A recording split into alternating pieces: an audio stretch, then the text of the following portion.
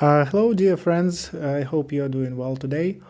I wanted to give you a tip of the day that I learned not so long ago. It's related to GitHub Copilot. So, did you know that GitHub Copilot can generate commit messages? So, for example, here in Visual Studio Code, I have this GitHub Copilot already installed and configured. And you see, if I make some change, let's say I have this modification of a README file, just adding a new information about README, something like this. It could be anything what you do.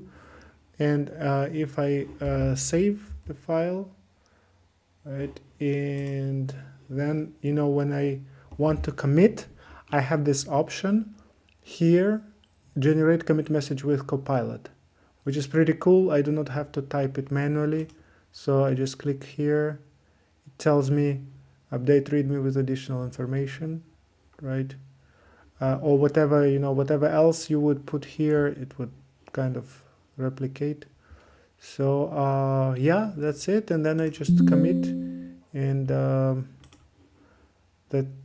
that's how you could do it, how you could use it instead of typing it manually. It definitely saves a little bit of time. So thanks. I hope it's been helpful. Have a wonderful day. Bye bye.